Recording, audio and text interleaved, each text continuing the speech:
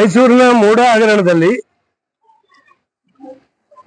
ಅಪಾದಿತರಾಗಿರ್ತಕ್ಕಂಥ ಮುಖ್ಯಮಂತ್ರಿ ಸಿದ್ದರಾಮಯ್ಯನವರ ಬಗ್ಗೆ ಪ್ರಾಸಿಕ್ಯೂಷನ್ಗೆ ಇವತ್ತು ರಾಜ್ಯಪಾಲರು ಅನುಮತಿಯನ್ನ ಕೊಟ್ಟಿದ್ದಾರೆ. ಇದನ್ನು ನಾನು ಸ್ವಾಗತಿಸ್ತೇನೆ.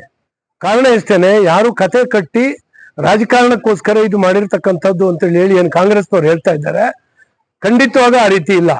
ಸಿದ್ದರಾಮಯ್ಯನವ್ರನ್ನ ಆ ರೀತಿ ಸಮರ್ಥನೆ ಮಾಡ್ಲಿಕ್ಕೆ ಬರೋದಿಲ್ಲ. ಯಾಕಂದ್ರೆ ದಾಖಲಾತಿ ಸಹಿತ ಸಿಕ್ಕಾಕೊಂಡಿದ್ದಾರೆ ಅವರು. ಎಲ್ಲದಕ್ಕೂ ಕೂಡ ದಾಖಲಾತಿಗಳಿದ್ದಾವೆ. 90ರ ಮೊದಲು ಆ ಜಮೀನು ಏನಾಗಿತ್ತು, ಯಾರ ವಶದಲ್ಲಿತ್ತು, ಅದು ಕೃಷಿಯಾಗಿ 94ರಲ್ಲಿ ಹೇಗೆ ಪರಿವರ್ತನೆ ಆಯ್ತು, ಸೈಟ್ ಆಗಿ ಪರಿವರ್ತನೆ ಮಾಡಿ ಮೂಡಾದವ್ರು ಹಂಚಿದ್ರು.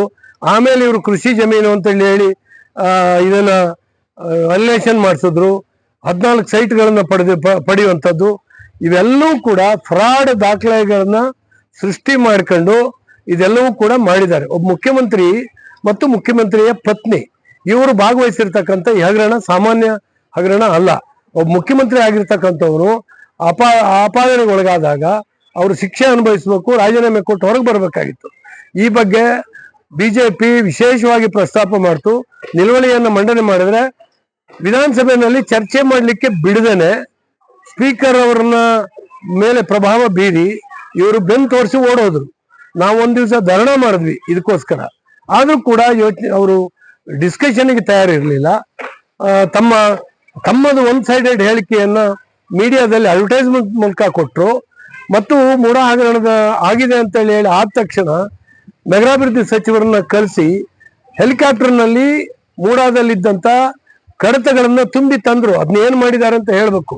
ಯಾಕೆ ಈ ಗಡಿಬಿಡಿ ಯಾಕೆ? 62 ಕೋಟಿ ನನಗೆ ಪರಿಹಾರ ಕೊಟ್ರೆ ನಾನು ಅದು ಬಿಟ್ಕೊಡಕ್ ತಯಾರಿದ್ದೀನಿ ಅಂತ ಹೇಳ್ತಾ ಇದ್ದಾರೆ. ಅಂದ್ರೆ 3 ಕಾಸಿನ ಜಮೀನಿಗೆ 62 ಕೋಟಿ ಹೆಂಗ ಪರಿಹಾರ ಪಡಿತಾರೆ ಇವರು? ಏನಾಗಿದೆ ಇದನ್ನ ಸ್ಪಷ್ಟಪಡಿಸಬೇಕಾಗ್ತದೆ. ಸಾರ್ವಜನಿಕರ ಎದುರುಗಡೆ ಆಪಾದನೆಯಿಂದ ಹೊರಗೆ ಬಂದು ಅವ್ರು ಬರಬೇಕು. ಈ ನಿಟ್ಟಿನಲ್ಲಿ ಇವತ್ತು ರಾಜ್ಯಪಾಲರು ಅನುಸರಿಸಿರ್ತಕ್ಕಂಥ ಕ್ರಮ ಸರಿಯಾಗಿದೆ. ಈಗ ಹೇಳ್ತಾ ಇದ್ದಾರೆ ಕೇಂದ್ರ ಸರ್ಕಾರವನ್ನ ಅವ್ರ ಮೇಲೆ ಪ್ರಭಾವ ಬೀರಿ ರಾಜಭವನವನ್ನ ರಾಜಕಾರಣಕ್ಕೆ ಉಪಯೋಗಿಸ್ಕೊಂಡಿದ್ದೀರಿ ಅಂತ. ಬಿಜೆಪಿಯವರಲ್ಲ ರಾಜಕಾರಣವನ್ನು ಉಪಯೋಗಿಸ್ಕೊಂಡಿದ್ದು. ಬಿಜೆಪಿ ಕಂಪ್ಲೇಂಟ್ ಮೇಲೆ ಅಲ್ಲ ಇವತ್ತು ಮೂಡ ಹಗರಣವನ್ನ ಇದಕ್ಕೆ ಕೊಟ್ಟಿರ್ತಕ್ಕಂಥದ್ದು.